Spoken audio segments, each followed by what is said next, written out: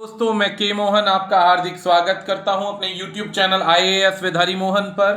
आज का जो वीडियो है वो हमारा बनने वाला है चाइना की डिजिटल करेंसी के ऊपर, जिसमें चाइना ने ऑफिशियली लॉन्च किया है डिजिटल करेंसी को लाने के लिए। अब हालांकि हम इस पे बात करें तो बच्चों को ये नहीं पता होता कि डिजिटल करेंसी क्या है। चाइना अगर लॉन्च कर रहा है तो इसे हमें क्या प्रॉब्लम है, जब करेंसी उसकी है तो अपनी करेंसी लॉन्च कर सकता है। तो बच्चों की जो व्यूज है आज हम उस पर डिस्कस करेंगे, इसके बेनिफिट्स बताएंगे चाइना के लिए। और चाइना को बीच में कुछ फियर था फेसबुक की लीब्रा करेंसी से, ये वही करेंसी है जो बिटकॉइन की तरह यूज होती है। तो ऑटोमेटिकली आप पिक्चर देख के आपको अंदाजा हो रहा होगा। तो इसी चीज को फिगर आउट करने के लिए चाइना ने अपनी एक करेंसी को लॉन्च करना स्टार्ट करना है, जो मई के फर्स्ट या सेकेंड वीक में अबाउट टू लॉन्च है, कंफर्म्ड है, जिसके अंदर ये लॉन्च हो जाएगी और इसे कुछ ही जगहों पर लॉन्च किया जाएगा। तो चलिए, इस प्रकार की बेसिक जानकारी चाहने के लिए वीडियो के अंत तक हमारे साथ बने रहिएगा। उससे पहले हमारे इस YouTube चैनल को सब्सक्राइब करना मत भूलिए दोस्तों। हमारे ये फेसबुक, ट्विटर और टेलीग्राम के ग्रुप से आप इन्हें ज्वाइन कर सकते हैं, PDF की डिमांड कर सकते हैं। यहां पर आप हमसे कांटेक्ट कर सकते हैं स्टेट PCS और UPSC के एग्जाम्स के लिए, और किसी भी प्रकार के पेन ड्राइव कोर्स के लिए आप हमसे कांटेक्ट कर सकते हैं। चलिए शुरुआत करते हैं। तो सबसे पहली चीज जानते हैं कि डिजिटल करेंसी क्या होती है। सबसे पहली चीज, जैसे वर्ड आता है करेंसी, करेंसी का मतलब होता है पैसा, पैसे का मतलब होता है जिससे आप किसी भी चीज को परचेज कर सकते हैं। और बैंक द्वारा आधारित नोट होते हैं जिन्हें दिया और बदले में कोई भी सामान जो आपको लेना है वो ले लिया, ये होते हैं नोट। लेकिन अब बात आती है करेंसी के अपोजिट डिजिटल करेंसी की। तो डिजिटल वर्ड जुड़ते के साथ ही ये एक तरीके का ऐसा वर्चुअल मनी बन जाता है जिसके अंदर कैश होता नहीं है, लेकिन आपको कंप्यूटर, इलेक्ट्रॉनिक मीडियम या इलेक्ट्रॉनिक माध्यम से अपने पैसे को यूटिलाइज करना होता है, जिसे आप आमतौर पर कोई भी मीडियम ऑफ एक्सचेंज कर सकते हैं, सेल और परचेज कर सकते हैं। ये वही तरीके की एक करेंसी है। अगर बात करें इधर डेफिनेशन के आधार पर, तो ये डिजिटल करेंसी, जिसे आप digital currency, electronic money, electronic currency कुछ भी कह सकते हैं, ये एक बैलेंस होता है जो रिकॉर्ड स्टोर्ड होता है डेटाबेस के अंदर। जैसे इंटरनेट और कंप्यूटर पर डेटाबेस में आपके पास इतना पैसा स्टोर्ड है, तो वही तरीके का एक डिजिटल स्टोर है कि आप इसे यूज कर सकते हैं। इलेक्ट्रॉनिक मनी जो है कंप्यूटर बेस्ड डिजिटल फाइल है जिसे आप कोई भी खरीदारी और परचेज कर सकते हैं। इसे दूसरे नामों से जानना है अगर, तो क्रिप्टो करेंसी, बिटकॉइन इसके नाम हो सकते हैं। ऑल ओवर द वर्ल्ड अगर बात करें तो भाइयों 6000 से ज्यादा क्रिप्टो करेंसी चल रही है। लेकिन सबसे बड़ी बात ध्यान रखिएगा, हर देश की क्रिप्टो करेंसी हर देश में वैलिड नहीं है, ये चीज ध्यान दीजिएगा।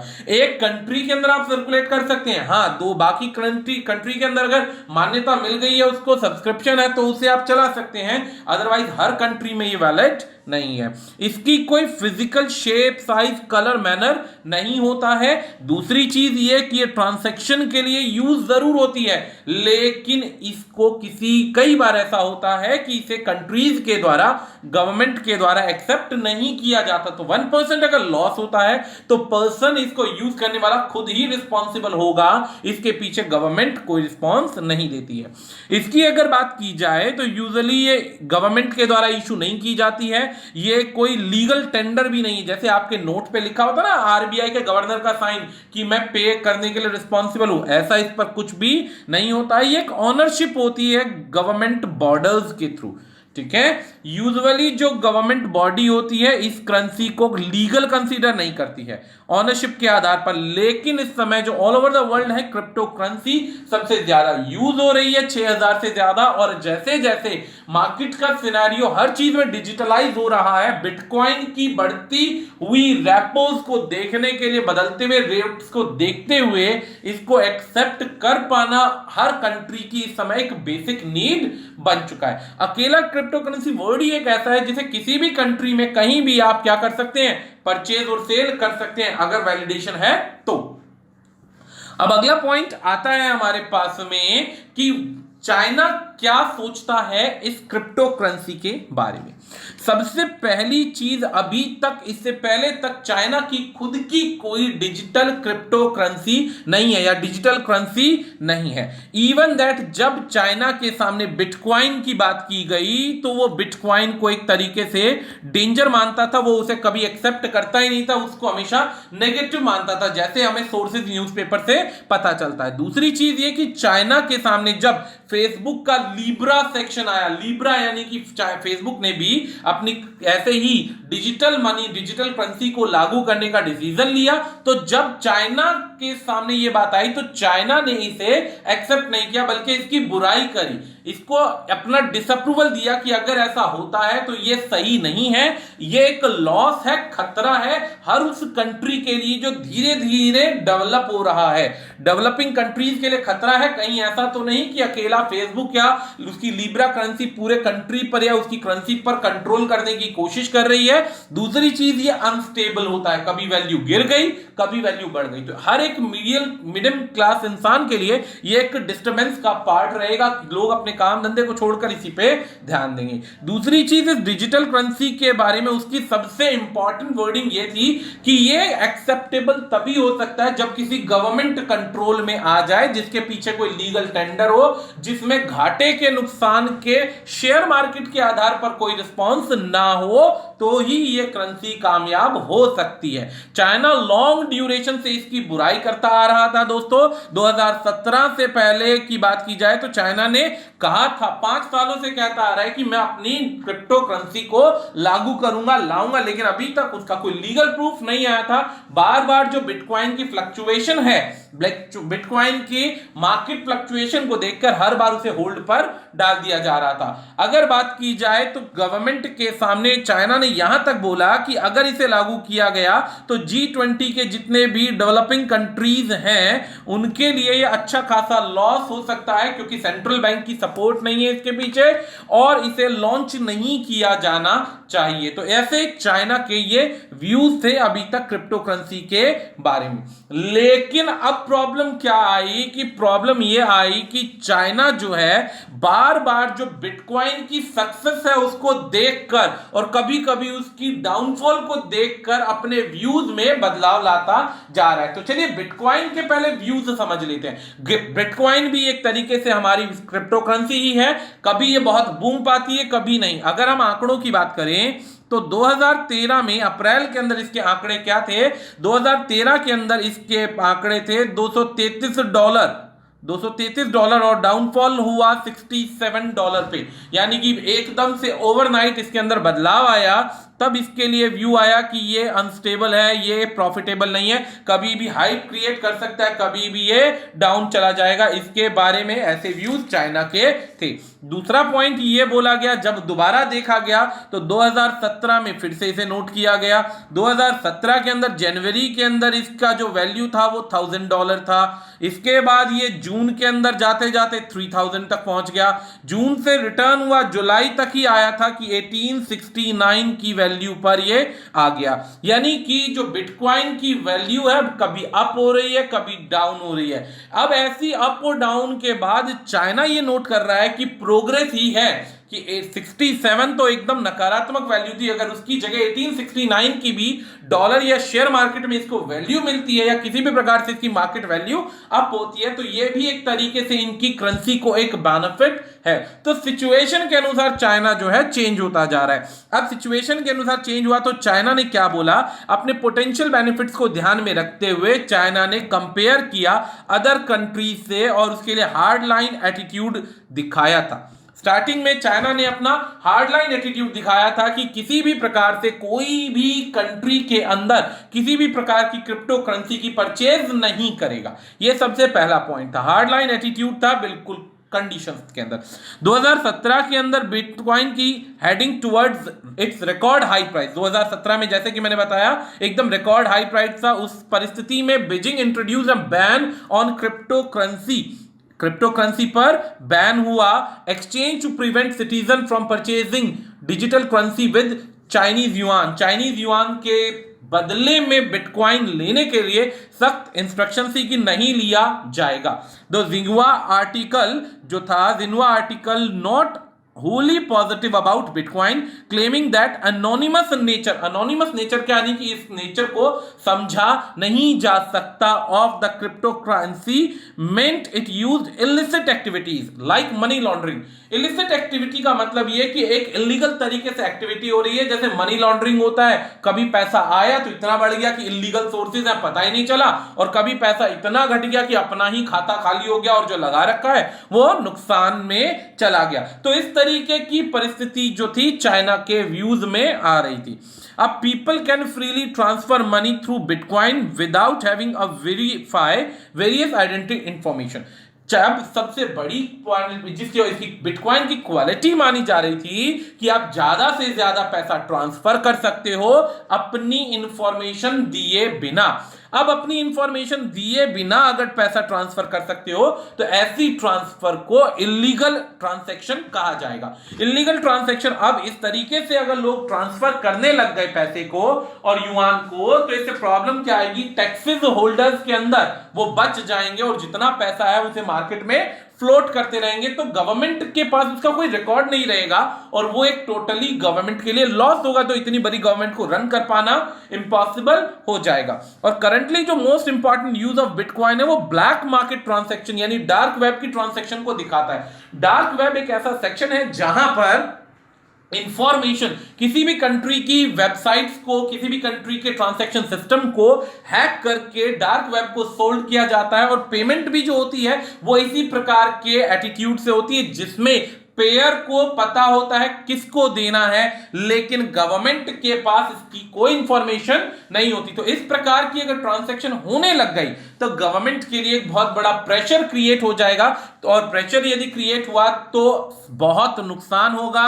इस प्रकार से साइबर क्राइम्स बढ़ते चले जाएंगे, और साइबर क्राइम्स बढ़ेंगे तो प्रॉब्लम यह आएगी कि कंट्री को संभाल पाना, इकोनॉमिकली स्टेबल कर पाना बहुत मुश्किल हो जाएगा। एक सबसे बड़ा डर चाइना के लिए इस समय फेसबुक भी बना हुआ है। क्रिप्टो करेंसी जो चाइना है काफी लंबे समय से लॉन्च करना चाहता है, एक तो बिटकॉइन ने उसे परेशान कर रखा है, दूसरा परेशान अब थोड़े टाइम पहले फेसबुक ने कर दिया। फेसबुक जो है अपना लिब्रा नाम से एक ऐसा ही क्रिप्टो करेंसी लॉन्च करने जा रहा है जिसकी अनाउंसमेंट उसने पिछले महीने कर दी थी। भाई अनाउंसमेंट पिछले महीने कर दी थी, तो चाइना का डर क्या होना चाहिए, जबकि चाइना में तो जो बिटकॉइन है या लिब्रा है ऐसी कोई करेंसी चलती नहीं है।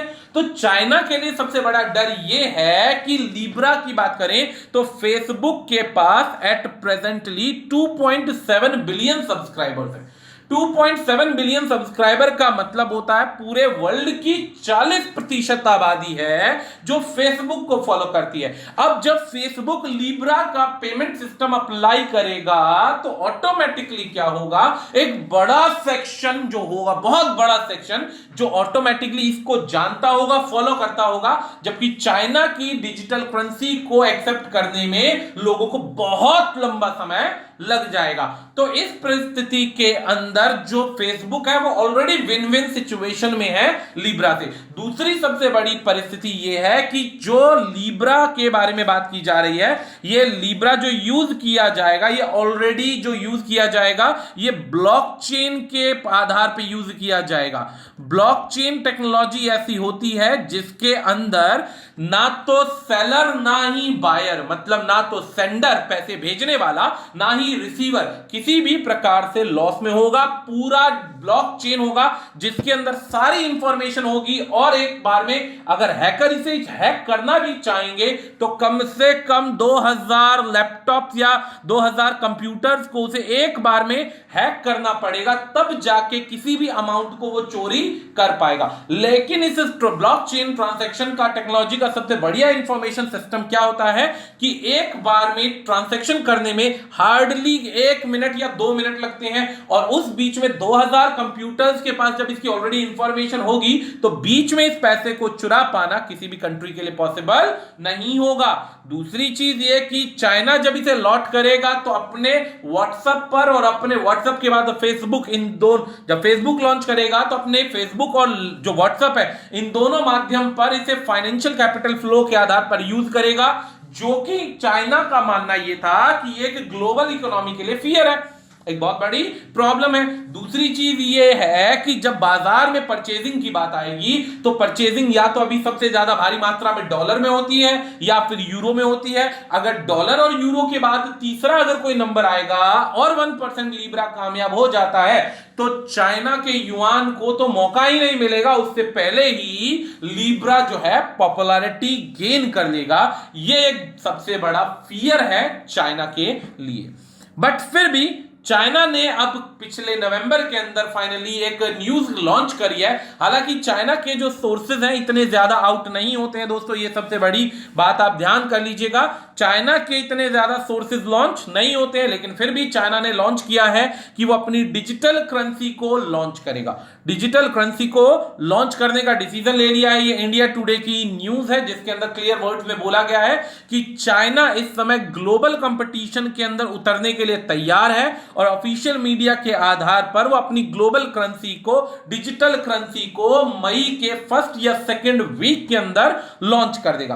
फर्स्ट या सेकंड वीक में लॉन्च कर देगा, यानी 5 साल से 2014 के अंदर डिसीजन लिया गया था कि वो अपनी करेंसी लॉन्च करेगा, लेकिन अब फाइनली मई के अंदर लॉन्च किया जा रहा है और 5 साल बाद इसे फाइनलाइज किया जा रहा है। तो यहां पर कुछ न्यूज है, चलिए देखते हैं। सबसे पहला क्या है कि चाइना की न्यूज के अंदर सबसे पहला बेनिफिट जो चाइनीज गवर्नमेंट इसका लेंगी कि सेंट्रल बैंक या चाइना का पीपल बैंक ऑफ चाइना जो है पीओबीसी है या पीबीसी है, ये इसको अपने अंडर कंट्रोल में इसे लॉन्च करेगा।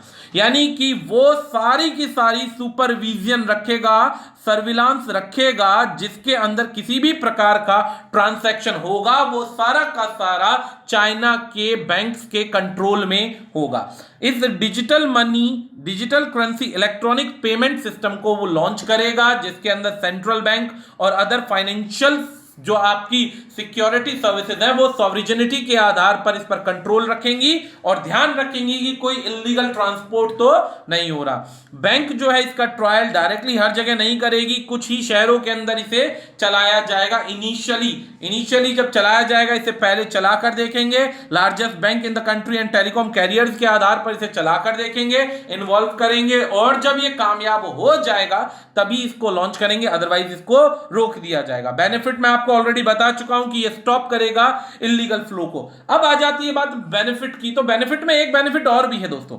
बेनिफिट क्या है कि चाइना हमेशा से अपने आप को ग्लोबल मार्केट के अंदर नंबर 1 पर लाना चाहता है और डिजिटल मनी के आधार पर अपने फ्लो को ज्यादा से ज्यादा बढ़ाना चाहता है। अब अपने फ्लो को यदि ज्यादा से ज्यादा बढ़ाना चाहता है तो उस परिस्थिति में अगर यहां पर चाइना का ये डीसीईपी, जो कि इसका भी एग्जैक्ट नाम नहीं है, बाद में इसका एग्जैक्ट नाम आएगा, लेकिन अगर ऐसा होता है तो अमेरिका के डॉलर की तरह वर्ल्ड के अदर कंट्रीज में भी इस डिजिटल करेंसी को एक्सेप्ट किया जा सकता है। इससे इसका ग्लोबल डिस्ट्रीब्यूशन बढ़ जाएगा। ग्लोबल डिस्ट्रीब्यूशन का मतलब यह कि वर्ल्ड के अंदर इसकी जो युआन करेंसी है उसको एक्सेप्ट किया जाने लग जाएगा और ट्रांजैक्शन मोड से भी इसे यूज किया जाने लग जाएगा। और इससे इसका एक एडवांटेज और भी है कि इसकी कंपनीज का लीब्रा से या अदर कंट्रीज से ज्यादा अच्छा बैकअप बन सकता है, क्योंकि एक कंपनी है लीब्रा के पीछे, वो है फेसबुक, लेकिन डिजिटल मनी जो डिजिटल करेंसी है डीसीईबी की, उसके पीछे पूरा चाइना खड़ा है। तो कॉमन सेंस वाली बात यह है कि कंपनीज इतनी जल्दी फ्लोट कर पाए या ना कर पाए, लेकिन चाइना जिस हिसाब से बढ़ती हुई ग्लोबल पावर के रूप में वर्ल्ड के सामने आ रहा है, तो इस डिजिटल करेंसी के फ्लॉप होने के आसार बहुत कम है। तो इस प्रकार से चाइना ने अपने बेनिफिट्स भी दिखाए कि ग्लोबल में डॉलर के अकॉर्डिंग इसके जो युआन की वैल्यू बढ़े, और वो बढ़ने के लिए डिजिटल करेंसी का होना कंपलसरी है। तो धीरे धीरे डिस्पर्शन बढ़ेगा, डिस्ट्रीब्यूशन बढ़ेगा और चाइना प्रॉफिट ले सकता है। तो आज हमारा यहां पर ये पॉइंट समाप्त होता है, जिसमें हमने सभी पॉइंट्स को डिस्कस किया है। आशा करते हैं आपको ये टॉपिक समझ में आया होगा। तो शेयर करना दोस्तों मत भूलिएगा, लाइक करना मत भूलिएगा, ताकि हम भी इनोवेटिव वे में इसी तरीके से आपके लिए और अच्छी अच्छी वीडियोस लाते रहें। अभी के लिए इतना ही, धन्यवाद।